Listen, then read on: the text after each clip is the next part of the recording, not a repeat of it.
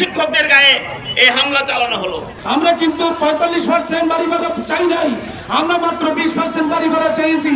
আমাদের চাওয়াকে সরকার যদি অনতিবিলম্বে সেটা যদি মেনে না নেয় তাহলে সামনে একটা বৃহত্তর আন্দোলন হবে। ইতিমধ্যে আজকে আপনারা দেখেছেন আমাদের ছাত্রছাত্রীরা সে আন্দোলনে অংশগ্রহণ করেছে।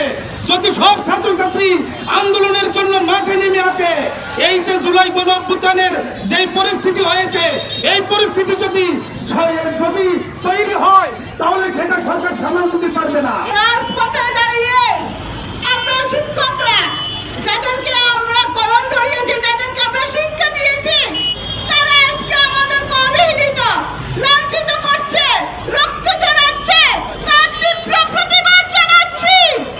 আজকে কেন আমাদের শিক্ষকদের উপর যারা শান্তিপ্রিয় আন্দোলন করতেছে ন্যায্য দাবি নিয়ে, তারা আমাদের সহকর্মীদের উপর যারা আক্রমণ করেছে তাদের বিচার অনতিবিলম্বে তাদের বিচার চাই।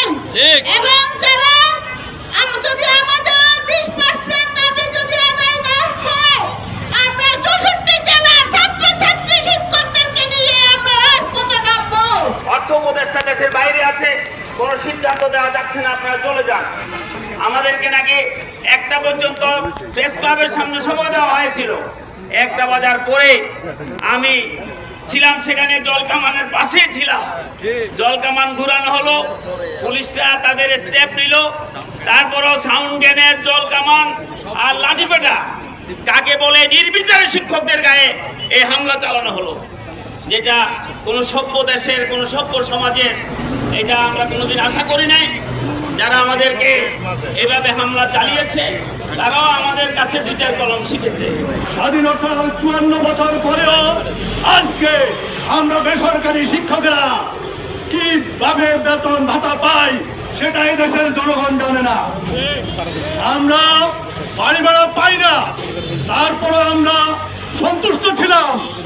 আমরা আমাদের নেতাদের দাবি ছিল যে ন্যূনতম 20% আমাদেরকে বাড়ি ভাড়া দেওয়া হোক, আমাদেরকে চিকিৎসা ভাতা 500 টাকা থেকে 1500 টাকায় করা হোক।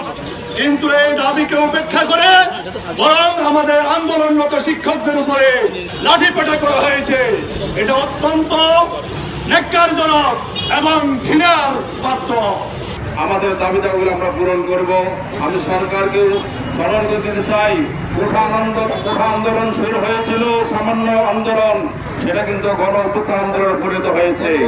আমাদেরকে যে আমাদের উপরে যে আঘাত হানেছে, আমাদের এই 20% বাড়ি ভাড়া এবং আমাদের 15 টাকা চিকিৎসা ভাতা সহ আমাদের দাবিদাগুলি যদি মেনে নেওয়া হয়, আগামীতে এই আন্দোলন 45% বাড়ি ভাড়া নিয়েই আমাদের শেষ পর্যন্ত আমরা সকল স্তরের জনগণকে নিয়ে আমরা আমাদের শিক্ষক জাতীয়করণ এক দফা এক দাবি চলবে। আমাদের বাড়ি ভাড়া 1500 টাকা, আমাদের চিকিৎসা ভাতা এবং কর্মচারীদের 75% উচ্চ ভাতার দাবিতে আমাদের ঊর্ধ্বতন শিক্ষকদের কর্ম দায়িত্বশীলরা এই আবেদন জানিয়েছিল।